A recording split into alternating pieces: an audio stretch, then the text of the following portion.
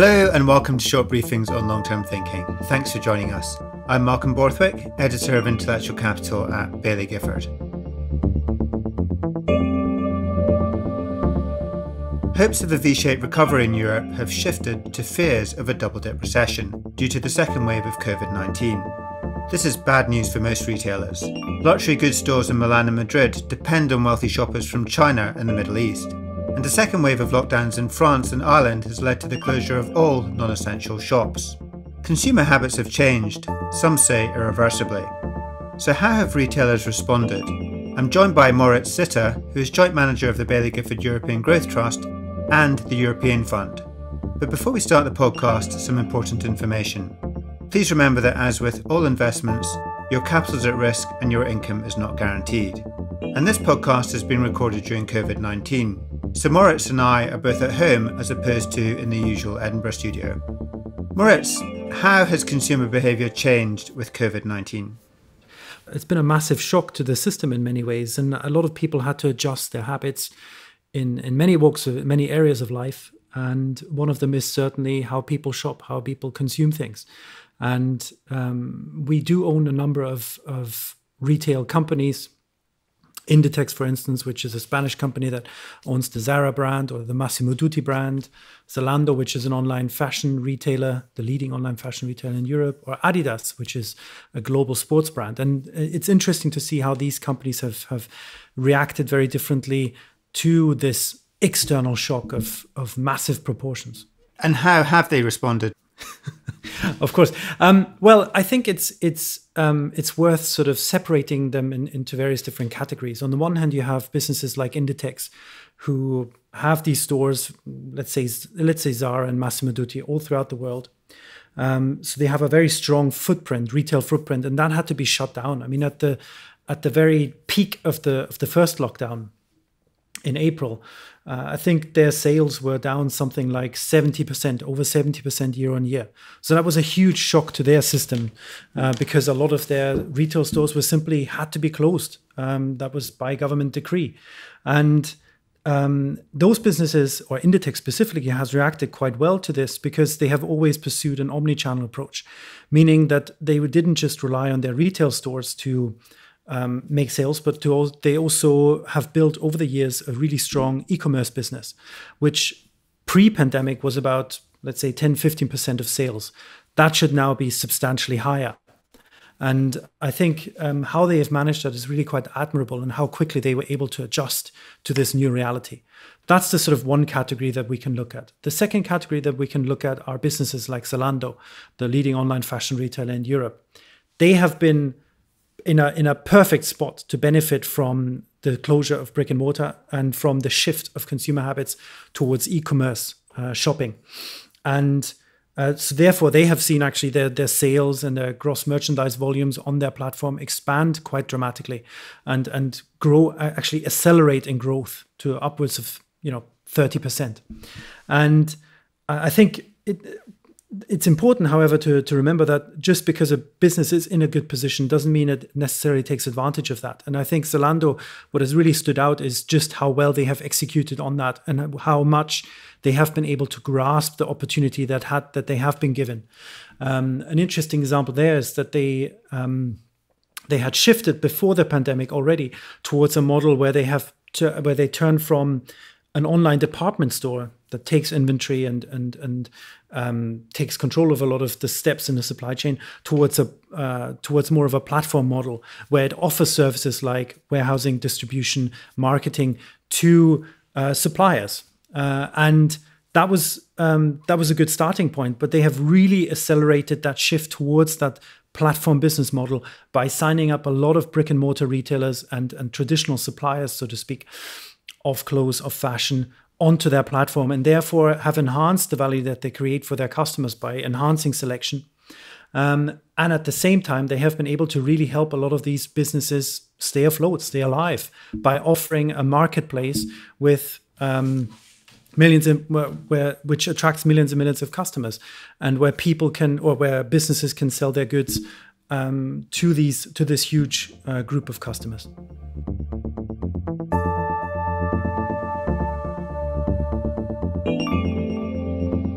And what about at the luxury end? I'm thinking here maybe of Kering and L'Oreal. Have consumers remained loyal to the high fashion brands?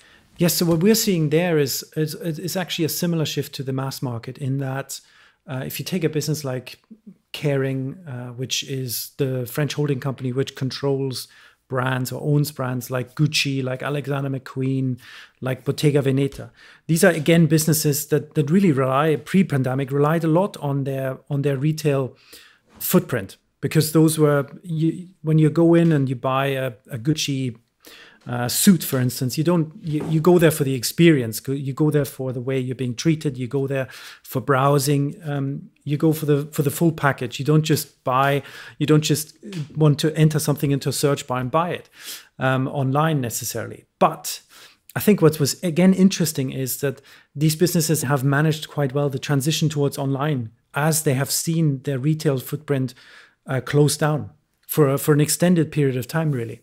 And what's interesting there is that these businesses have really embraced online in many cases, and Kering specifically has embraced it not just simply as a distribution channel, as a sales channel, but much more as an opportunity really to engage with customers, to engage with potential customers and existing customers through channels, be it Instagram, be it their own websites and so on, and offering interesting experiences, offering perhaps special editions and so on. So I think there's a lot been going on. I mean, it really, the amount of innovation that is taking place there, or the amount of experimentation perhaps that is taking place there, is really quite staggering.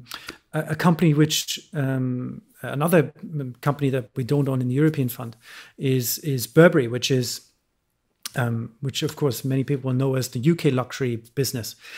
They've actually held their fashion show on Twitch, which is a video streaming platform for video gamers. And he told me that was something that would come out of this pandemic. I would have not believed you. But there's really a lot of experimentation going on where people really have to embrace online, not just as a sales channel, but as a channel to really engage with consumers. And it's that sort of old adage of necessity is the mother of invention.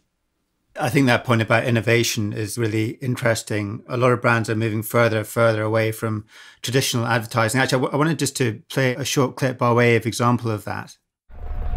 Look, sport might not be the answer right now, but it teaches us this, that impossible challenges must be faced and overcome. And the reward is joy. And top marks if you recognise the voiceover artist there. That was Siya Kolisi, who made history as the first black player to be appointed Test captain of the South African rugby team. And this clip was taken from a 1-minute YouTube film. And what's interesting about this is it's a campaign by Adidas, Ready for Sport, that includes a whole series of other adverts. This one alone has had over 45 million views. And Moritz, we're seeing more and more brands move away from traditional marketing towards YouTube, Instagram, Twitch, and other platforms. Absolutely, that's exactly the case. And again, it's not just about selling, it's about engaging consumers.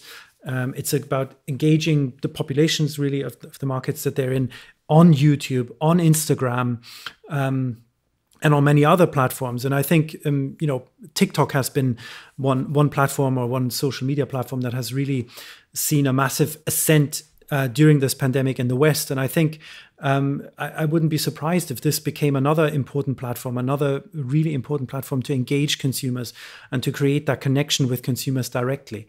And I think that also, what's also quite interesting is that the likes of Adidas have not just grown together with fashion platform, or fashion retailer platforms like Zalando online, but they've also grown by going directly to consumers. And that's really quite fascinating because that unlocks quite a lot of opportunities for them. Simply on the customer engagement side, it means that you build a direct relationship with the consumer. And in many ways, I think the opportunity there is that they could build a much deeper relationship with the consumer online directly than they could with their own brick and mortar stores. Because you're on consumers' smartphones, you're an app, you can engage with through notifications, you can come up with special deals and so on. And we've seen that already happening on Adidas. So they have a closer relationship with the consumer. They get more information. They learn more about the consumer, what they like, what they don't like. And certainly some of the data that we've seen come out of this sort of direct-to-consumer online business of Adidas, of Nike, and so on, is that the consumers that they engage with there are really even more brand conscious. They're willing to spend more. They're not interested in discounts. They're not interested in special cheap deals. They're really interested in special editions of products and so on. So it's a fascinating way to engage with consumers and to create a sales channel that is really quite valuable for these businesses. Yeah, I'd imagine it's hugely valuable because it's a younger demographic as well, and these are potentially consumers for decades to come. Absolutely. I think it's a big opportunity if you use the sort of framework of the lifetime value of a customer, when you can acquire them at an early age and then you can keep them for a long period of time by really creating a strong relationship with them. That could be enormously valuable. And I think, let's say from a merely financial point of view, even in the sort of medium term, it's quite attractive to have a direct to consumer business because you cut out the middleman, and therefore this should lead to higher margins. And the model is in many ways quite straightforward. You really need your own warehouses, and that's about it. If you have your app, your warehouses, and your production aligned, then you're pretty much off to the races. And I think that's something that will see these companies, be it an Adidas or a Nike, pursue much more aggressively, because it is such a big opportunity.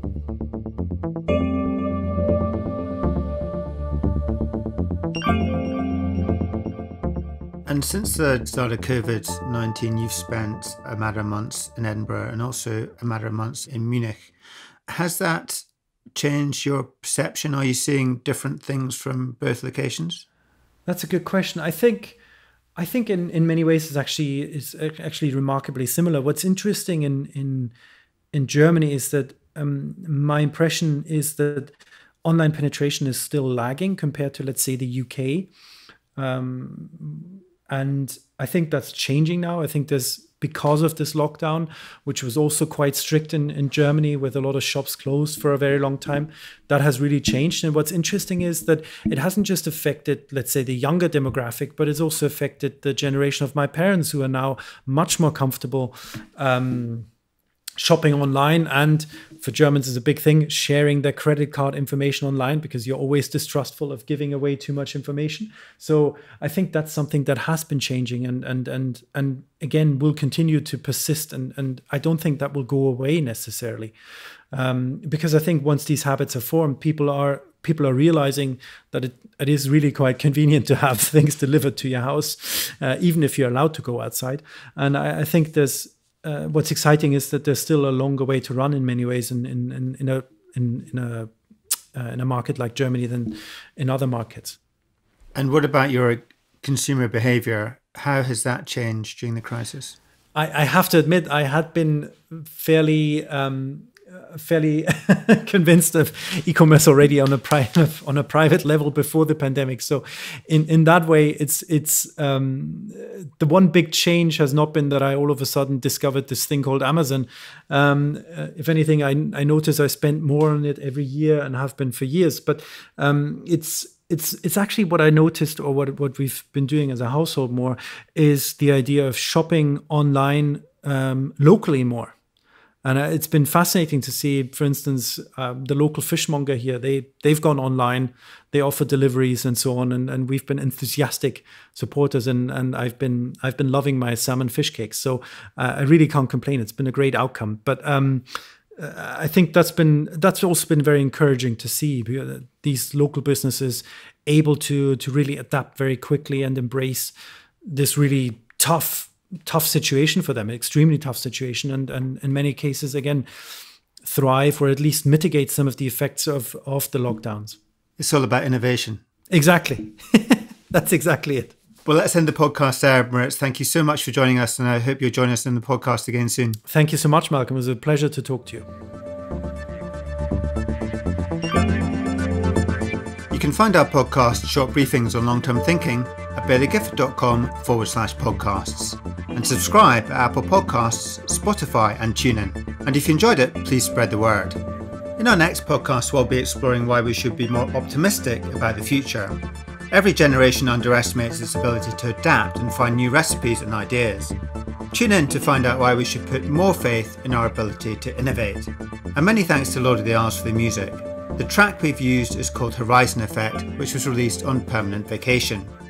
And if you're listening at home, stay well, and we look forward to bringing you more insights in our next podcast.